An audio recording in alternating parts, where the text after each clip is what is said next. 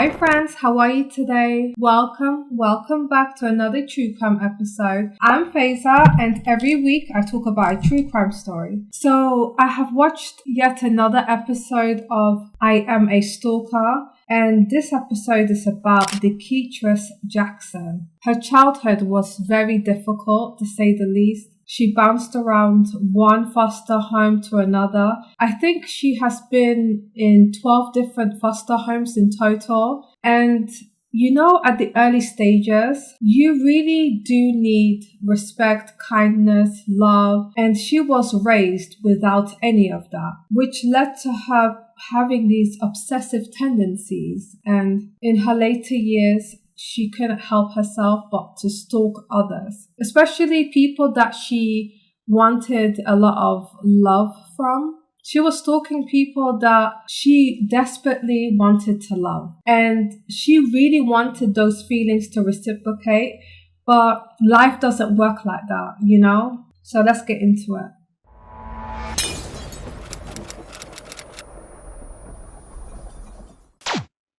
So Deketrice Jackson was born in Milwaukee in Wisconsin. And like I said before, she spent a lot of time bouncing from one foster home to another. It was recorded that she was assaulted in one of the homes, and her behavior became quite erratic, She was acting out, and it was her way of getting attention, which is sad, Deketrice's mom kicked her out of the home when she was only 6 years old. I don't know why, but there is no excuse, but she kicked out her own child.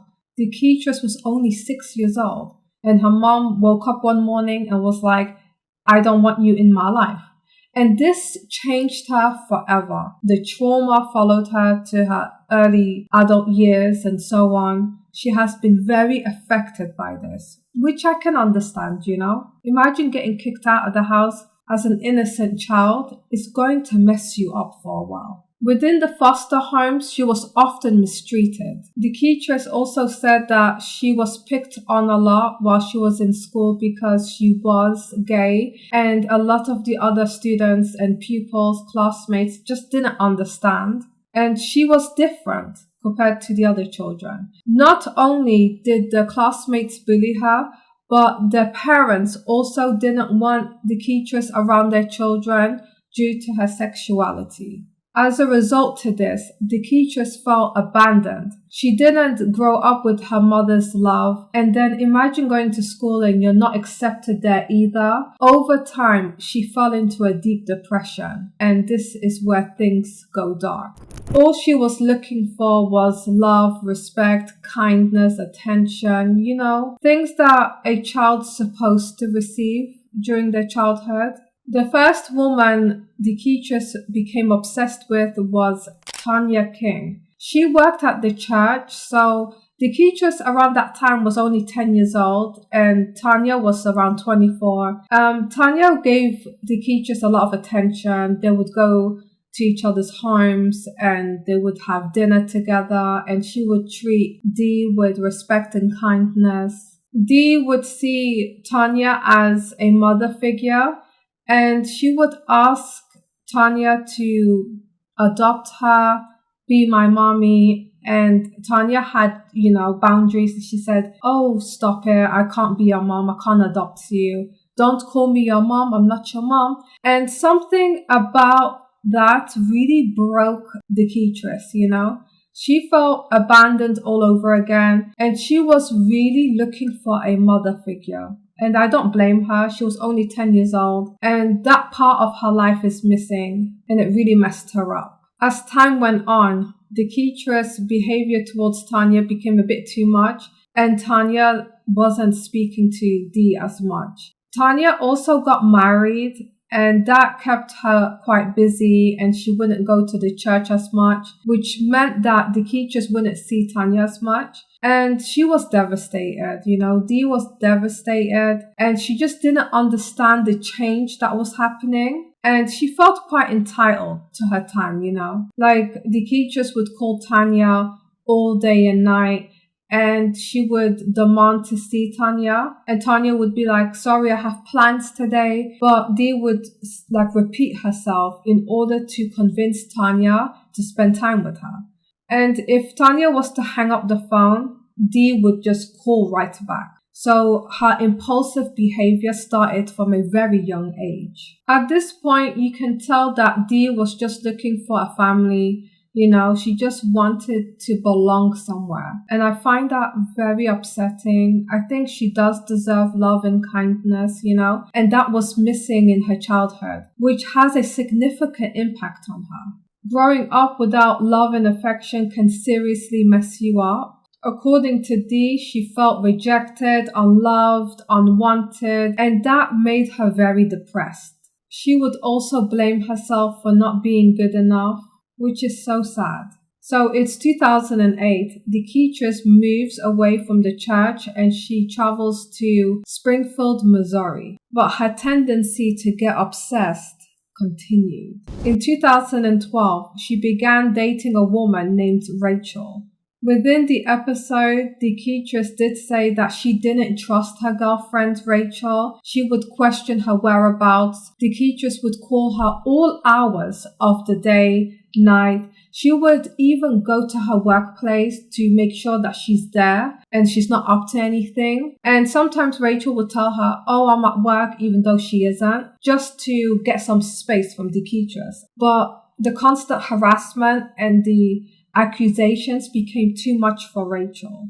At this point, Dee needed constant reassurance within her relationship, and it really doesn't work like that, A relationship should be built on trust, respect, kindness, and Dee wants to control her environment because at a young age, all of this was out of the window and nothing was in her control, which isn't her fault. But as she's getting older, she just wants to control the people around her, and she is ensuring that nobody leaves her alone this time. She is terrified of being abandoned.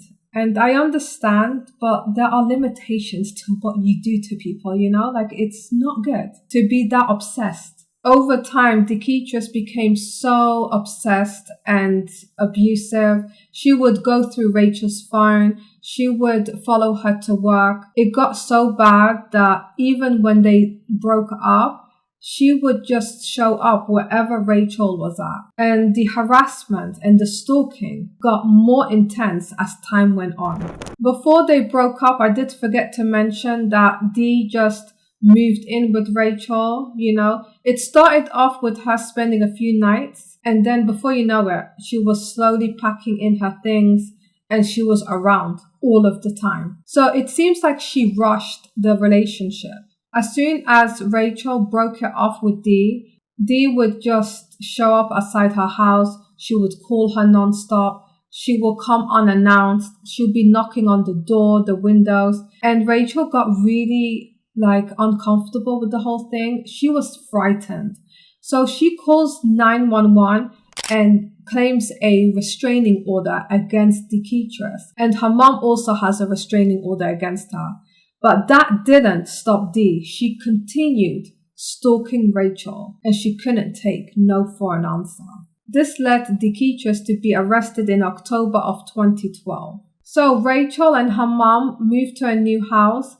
And guess who finds out their new address? Dee. She just follows Rachel around. She is showing up at their new address. It is ridiculous. Dee even showed up at the bar where Rachel was at. At this point, Rachel had enough, and Dee was persuading her to get back together with her, and she couldn't take no for an answer.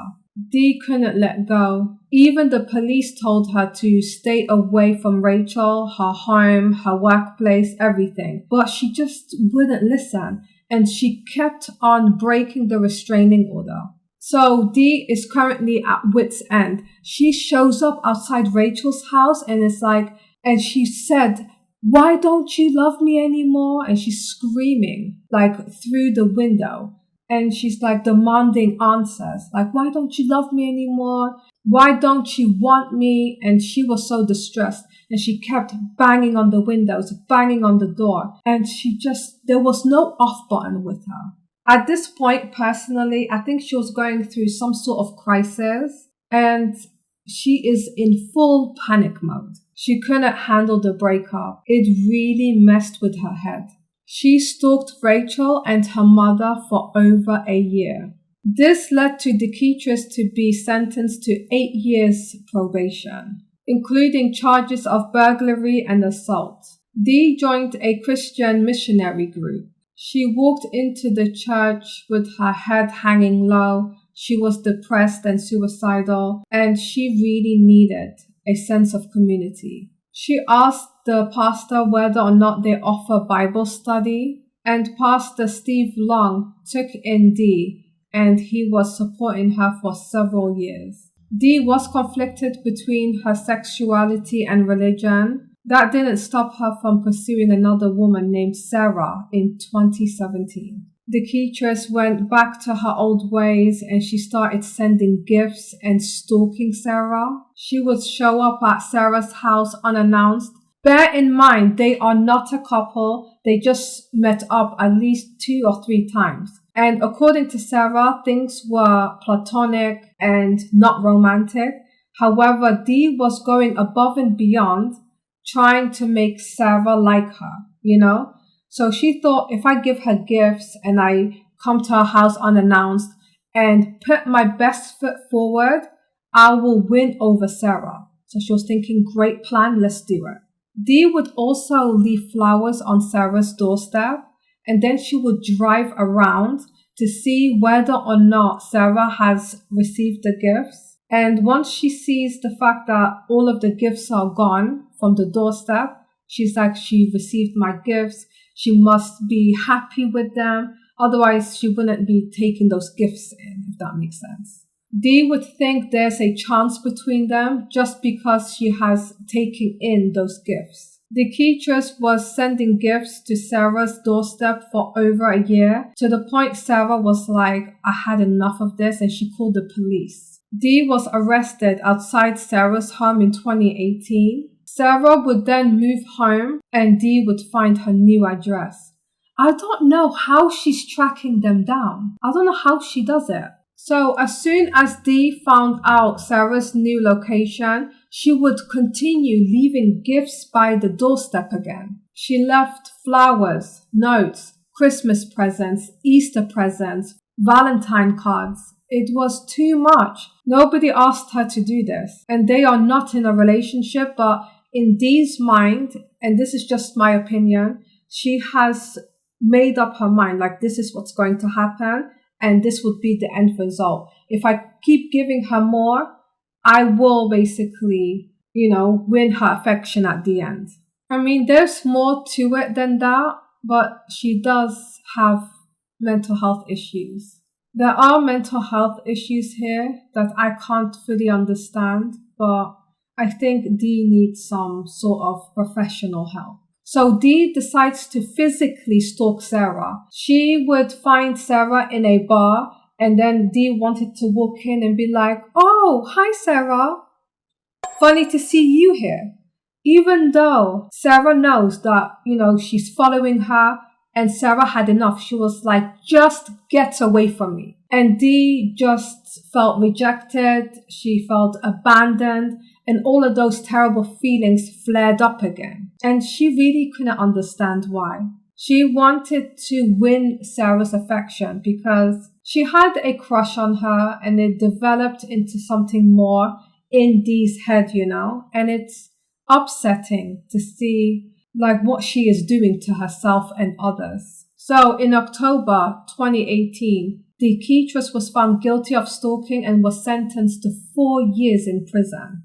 Offenders' records indicate that she was convicted of other charges, including domestic assault, tampering with a motor vehicle, and first-degree burglary. Dee was raised in foster care systems her whole life, and she struggled forming positive relationships with others. Deketrice was stalking and reoffending for over 6 years. Despite that, Deketrice was released on parole in November 2021. Deketrice then, after her release date, she wanted to go back to the church and focus on her faith with God. And she was attending a Bible study group, which helped her in the past. But Dee does believe that being a lesbian is a sin, according to her. And she also suffered from self-hatred. Deketrice also landed a job and she avoided drugs and alcohol, even though she was sober most of the time. I mean, there's no evidence that she was abusing drugs, but she did say that her drug is women. She's addicted to women. She doesn't drink or smoke. It's just forming very obsessive relationships. She just forms very toxic attachments to people, 6 months later, she did eventually leave the Bible group and went into a relationship with an unknown woman. Deketrice remained on parole in Springfield, Missouri, and she is just keeping herself to herself. She's released from prison, she's on parole, she's in a new relationship, and I do wish her all the best. Her story is quite interesting, and I do feel bad for her based on what has happened to her, You can tell that she is traumatized. However, your actions do have consequences. And I can tell that she is trying her best. And all she was searching for was love, respect, kindness, attention. But you can't force it out of people. And rejection is just a part of life, So this leads us to the end of today's video. Do let me know what you guys think about today's story. I feel really bad for her, I'm quite sympathetic towards her. But do let me know your thoughts down below. Till then, stay safe and hydrated, and I will see you guys in my next one. Thanks for watching. Bye.